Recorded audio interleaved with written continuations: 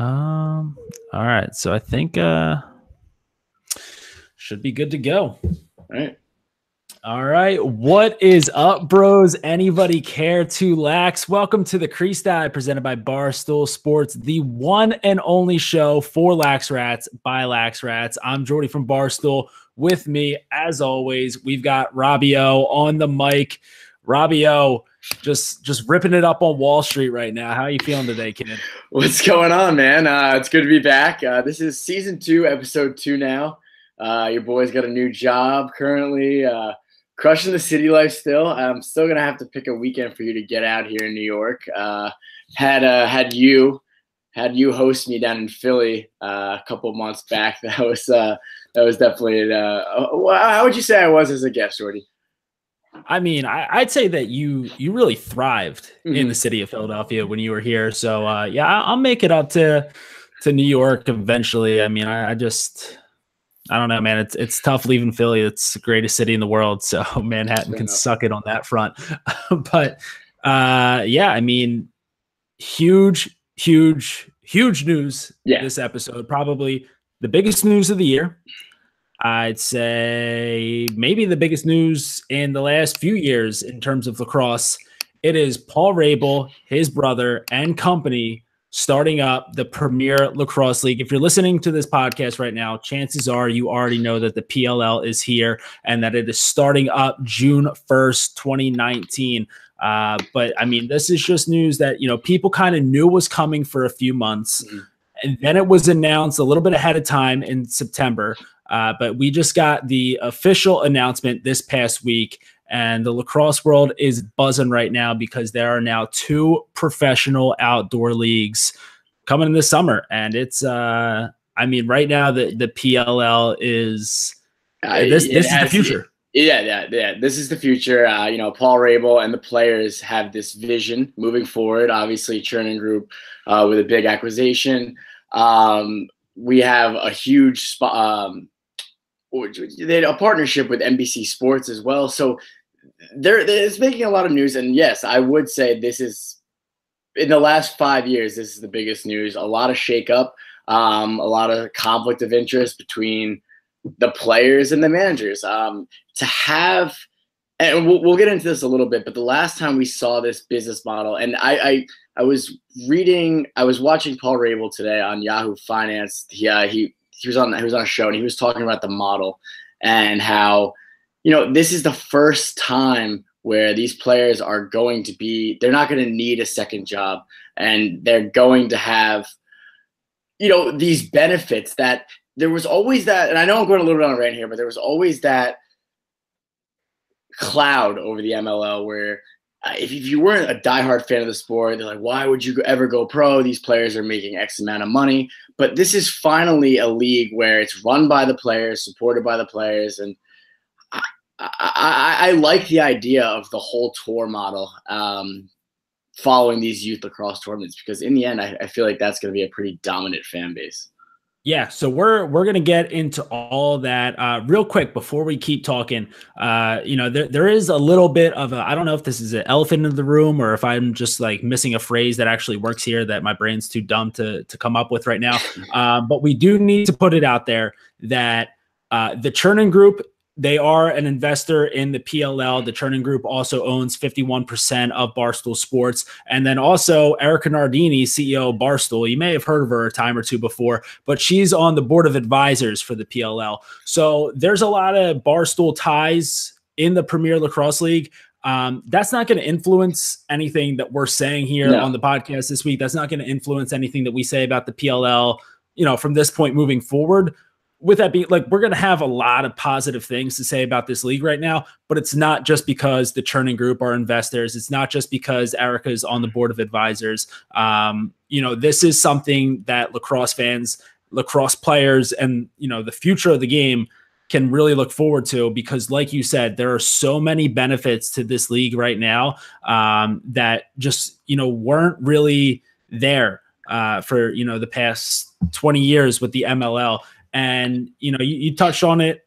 You were just saying there, the tour model, that's been something it's kind of split the lacrosse world sort of They teased it a 50-50. little bit in the LXM tour, but this is going to be more of a structured following the youth camps, etc. Like let's say that there's a huge showcase out in California. They're going to plan on having the teams play out there and following these tournaments. See, here's the thing. There have been so many comparisons between the PLL and the LXM tour over the last, month or so since the news like first broke, and everyone's been saying, oh, well, this tour model is not sustainable. Look at what the LXM tour did, that ended up having to like fold and merge back with the MLL in just a couple of years.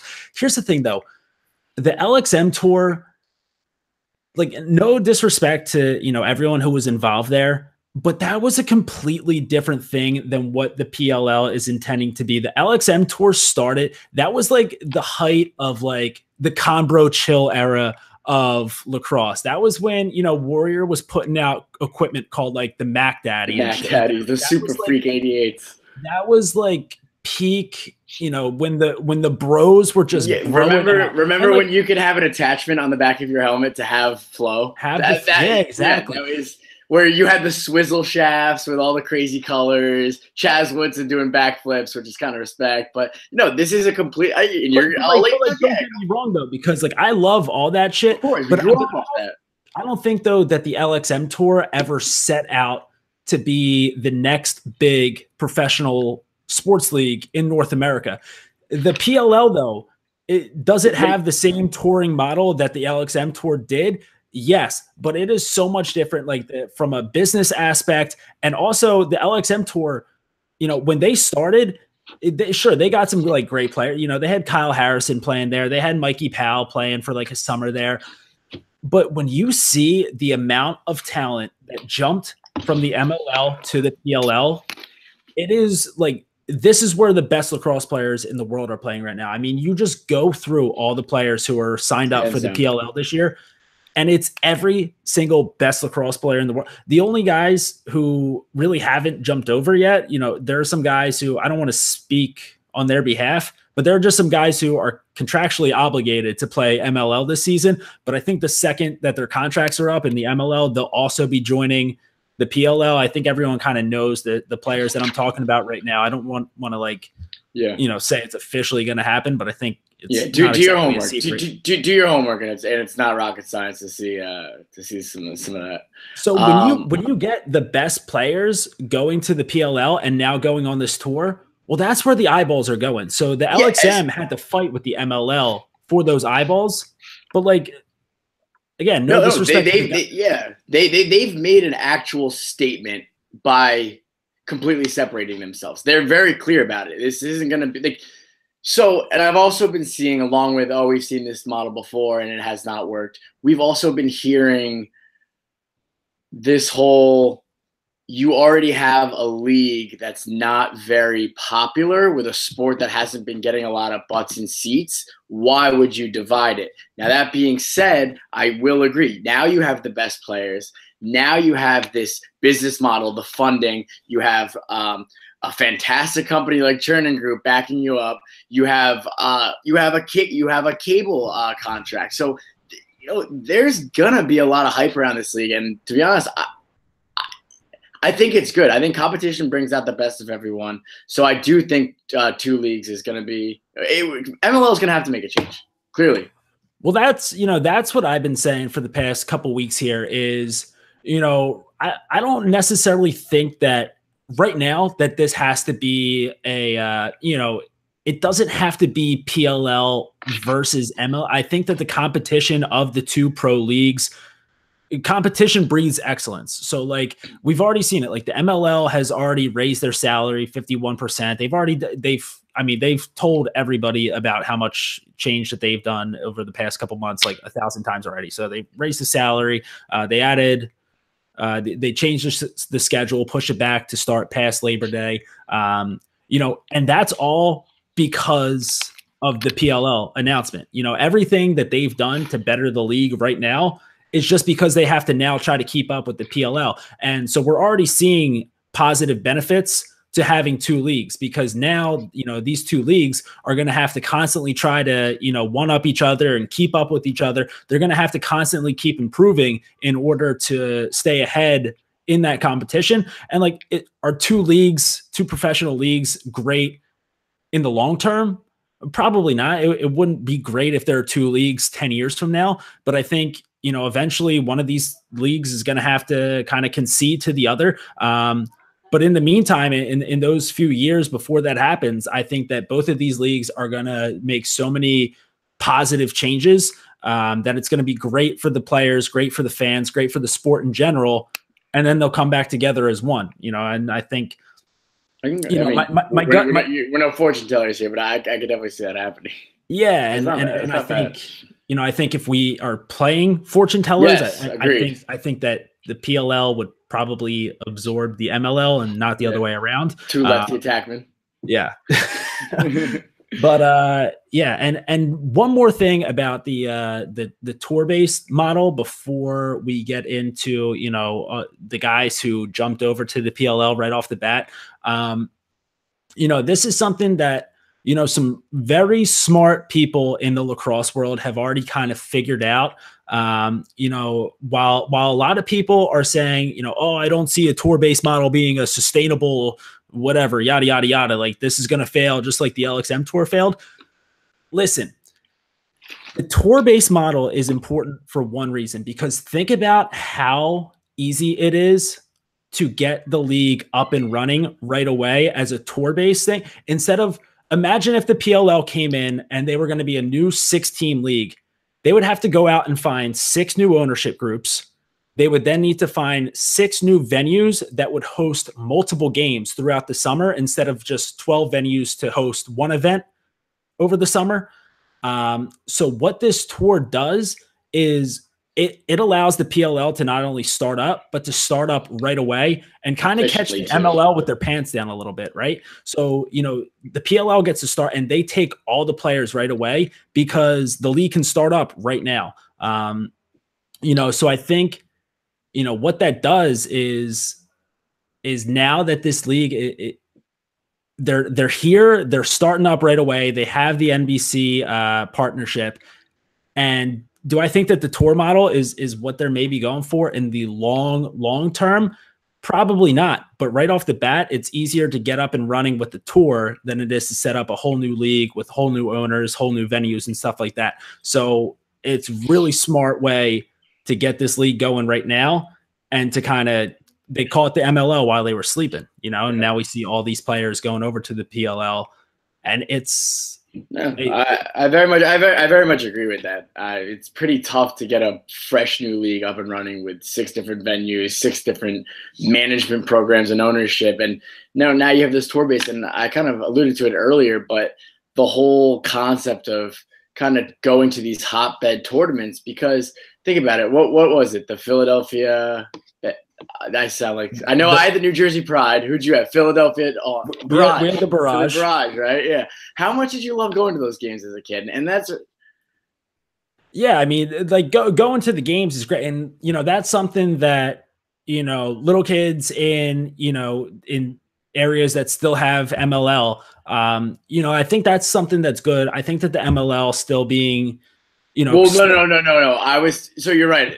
You did get that concept down. The whole having your own city team. That's not what I was getting to. I was getting more to the point where you're following these teams, and it's kids like that are up and coming with growing the kids. This is, and you know, this is carved on all the time. I think you and I say this before we go to bed every night. Lacrosse is the fastest growing sport in the country. So, you know, you get all these different, like it's Maryland, New Jersey, Massachusetts. It's not that anymore. We're going to, you know, Utah just got Division I lacrosse. California's getting huge. You're seeing a bunch of top talent coming out of Texas. You know, 10 years ago, if you said that, I would be like, oh, you're crazy. But now we're at this time period. I think this is an incredible move, traveling the country, because let's face it, lacrosse isn't just an East Coast based sport anymore. Yeah, you're 100% right, and this tour allows the game to get to more cities over the summer than the MLL does. You know, so the more eyes and you know, the more different, you know, locations that this game can get to, and you know, can bring eyeballs on, it's going to be great for the sport. And, you know, then when all these kids, you know, in these areas that aren't considered traditional hotbeds, as soon as they see that, you know, oh shit, like these guys are able to make like an actual living playing lacrosse professionally. You know, not only do they get salary, but they get the health benefits. They have equity in the league. Yes, that's another thing. You get equity in the league. So when all these kids are seeing, you know, if you go to an MLL game, you know, eventually, you know, you start to get older and people are like, well, you know, are you going to play in the MLL as a career? Because you're going to have to work a second job, yada, yada, yada. Now, like it's an actual career path that guys can take. And I think, you know, as long as this league is able to just, you know, keep it rolling for a few years here, it's only going to get better. You know, so speaking of some of the guys who are going to be able to really make a living playing lacrosse right now, dude, the players that have already loaded. I mean, the best play, like think about Team USA this past summer, you know, Ryan Brown, PLL, Tucker Durkin. Yeah. Tucker Durkin, PLL, Matt Danowski, PLL, obviously Paul Rabel, PLL, Joe Walters is former, right? Yeah. Jordan Wolf. I mean, at the same time. Yeah. And then like all of the best, you know, all the best rookies from last year in the MLL made the jump over. Trevor's making the jump over. Gutty's making the trip over. Connor Kelly, Kluche. Shout out to my boy Christian Cuccinello, who's making a big impact for the Blaze. He's hopping over. Your Blaze no more. Yeah. Speaking of Blaze Reardon's also on his way over. You know, and then you've also got some great Canadians making the way over as well. You know, you've got Curtis Dixon, Tyson Bell, you know, so Joel Tinney over there as well. I mean, a lot of former guests on the crease. I'm seeing Ian McKay here. I'm seeing Brendan Fowler. And then of course, how could we forget Matty Rambo? Shout out. I don't think it took a lot of convincing to get Rambo to jump to the PLL. More than a friend of the crease time. Yeah. Hey, buddy, you want to tour the country all summer? Yeah. Nothing's better than when he hopped on Instagram Live with us when your audio wasn't working. He's like, "Oh, you need a special guest real quick."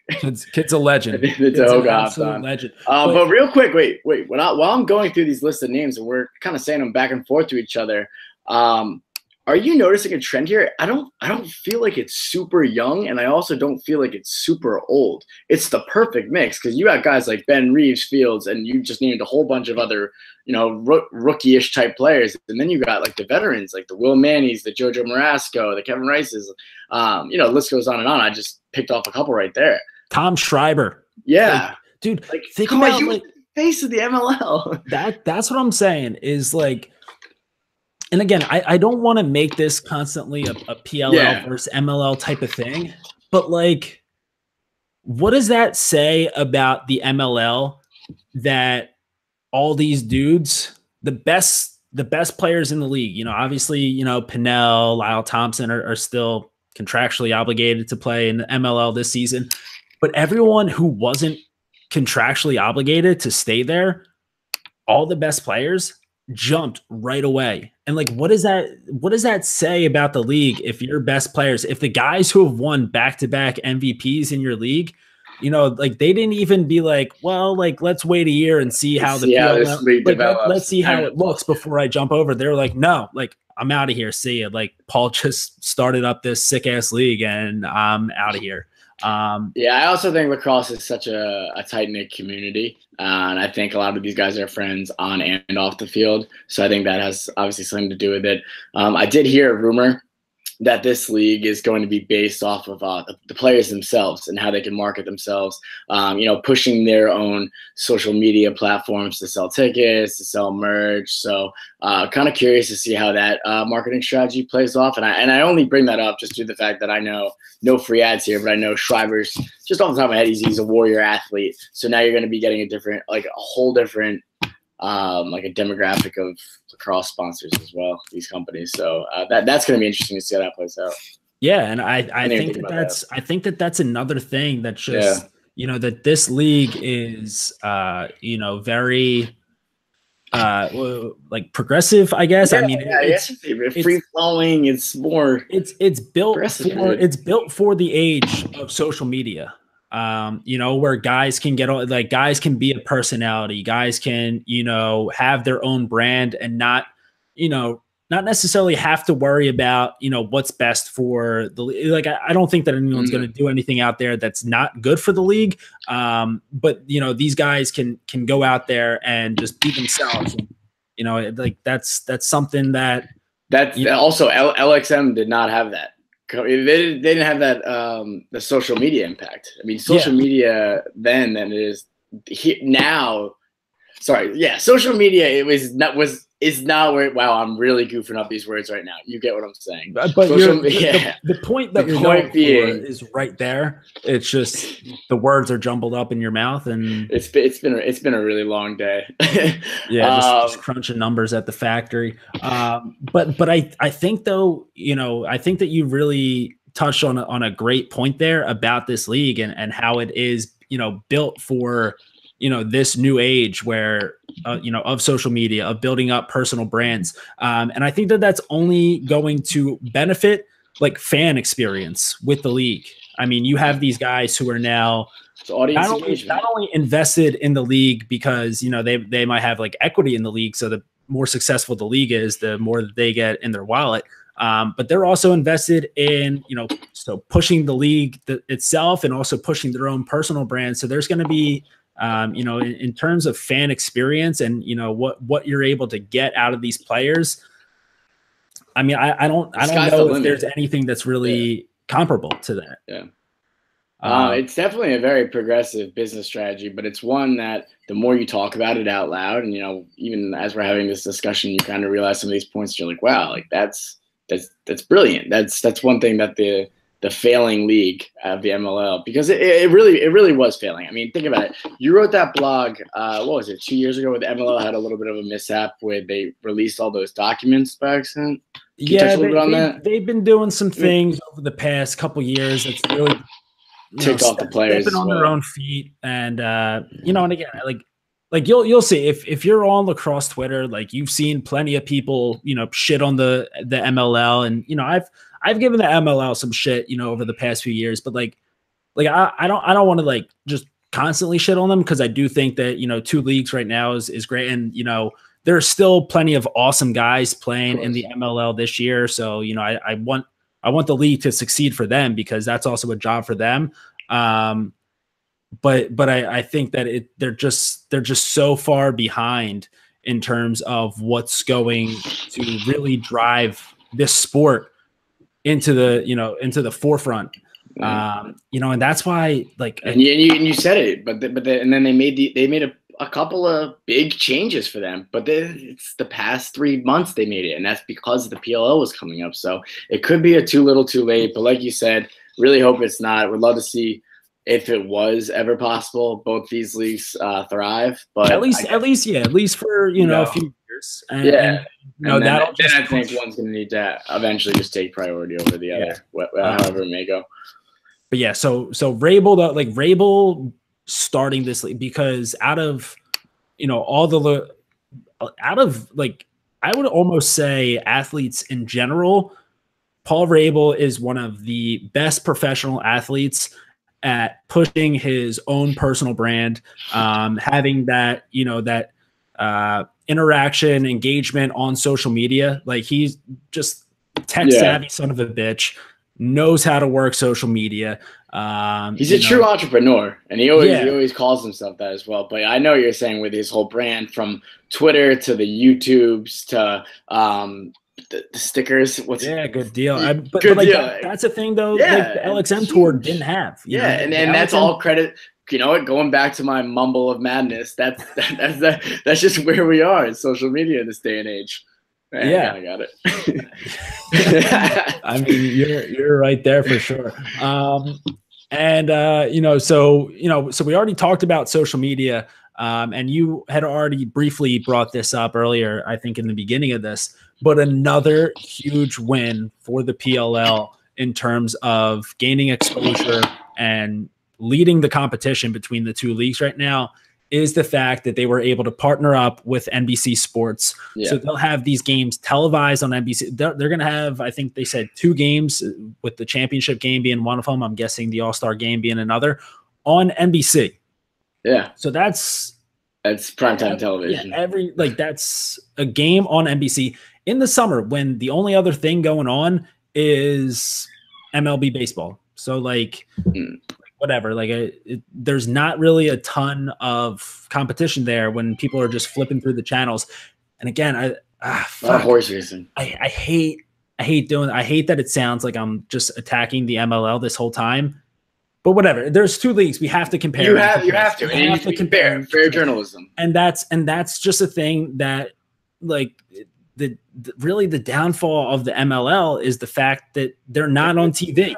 And, they're just, they're streamed on Lax Sportsnet, and those guys are great. I love everyone who works at LSN. They're awesome. But the thing is, the only people who are ever going to go on to laxsportsnet.com to watch an MLL game are people who are already huge lacrosse fans. You're not going to get some guy who has watched one lacrosse game before in his entire life log on to laxsportsnet.com to watch a game of a league that he probably doesn't even know about. Yeah, but if someone's just if someone's just on their couch flipping through the channels in the middle of the summer, and all of a sudden they come across NBC and it's the Premier Lacrosse League, they might keep that channel on for a little bit. They could be someone who's never watched lacrosse before, maybe only watched it once or twice, and now they're seeing the best players in the world. They're just flipping through the channels. They come across NBC. They say, whatever, there's nothing else on right now. Let me just give this a shot. They're watching the best players in the world. It's fast-paced, high action. I'm sure that they're going to have, great, different things going on with the broadcast, just because, Paul's ahead of it like that. And all of a sudden, this guy's like, oh, shit, this game fucking kicks ass. I guess I'll tune in next week. And that's another way, you grow the game through the tour by hitting different cities, more cities over the summer than you do with just, home teams. And then you grow the game on TV. Eyes on screen. Eyes on screen. I mean, it's really hard for the MLL to compete with that when right now they're just on Lax Sportsnet and I guess a couple Facebook streams on ESPN Plus. Yeah. So, I mean, getting that partnership is fucking enormous. Yeah. I mean,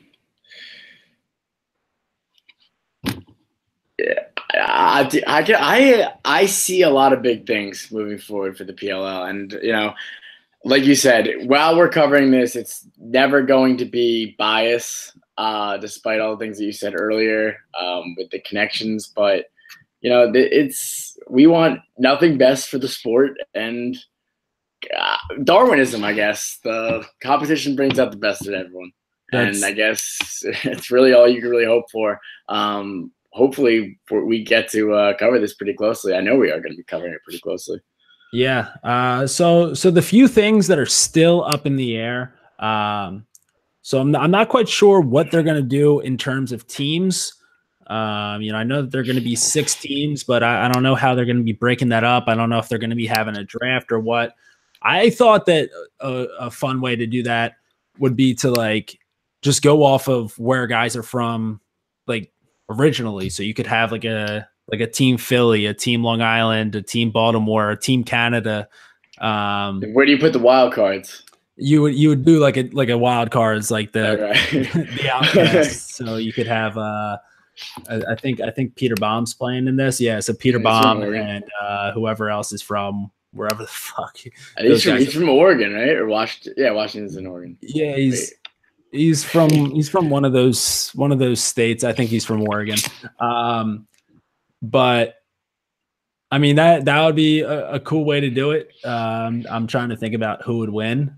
I mean, yeah. So I guess we still have to. Dude, I mean, we'll work on figuring out a little bit of a Team Philly would be nice, man. You got Tucker, you got Sankey, you got Jordy Wolf.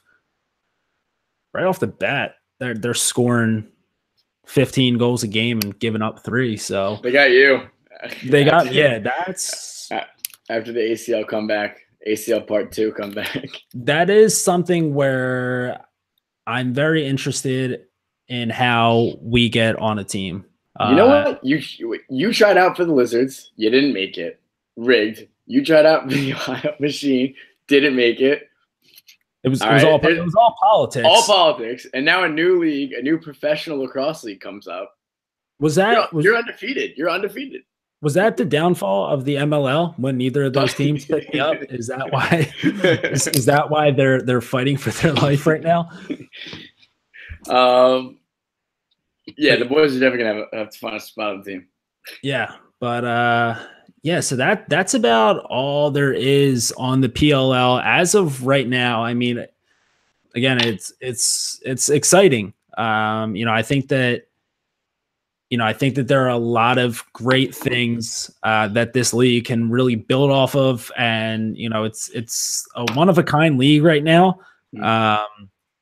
So pretty much everything that they do is going to be different, and different is good, especially in 2018, 2019. I think people are hungry for different. There's a lot of stagnation in sports, and obviously there's two sides to everything. There's people saying it's good, there's people saying it's bad. So obviously Jordy and I would love to hear from you. Just hear your thoughts on the league and where you think it's going to go, where you think the MLL is going to go. So make sure you guys are following us on Instagram and Twitter at the Crease Dive. Make sure you're throwing your boy a follow on Twitter, R_Zeddy, and obviously Barstool Jordy. Little slight plug in there. But yeah, man, we want to hear from you guys. It's obviously great to get back on the mics. And that's Jordy. You have anything to say? Yeah, real quick, just want to, best of luck to all the guys who are making the jump over to the PLL this summer. It's obviously, a huge risk that they're taking. And I think, it's a risk that, we should all be pretty thankful for, because I think it's going to be really great for the game. So, hopefully, the season goes well. We'll be covering it from start to finish. Yeah. And hey, look, there's going to be a ton more news that comes out for both of these leagues before this gets up and running. So like I said, make sure you guys are following us, because we'll be keeping you guys updated every step of the way.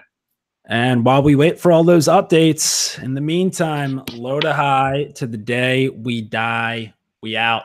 Boom.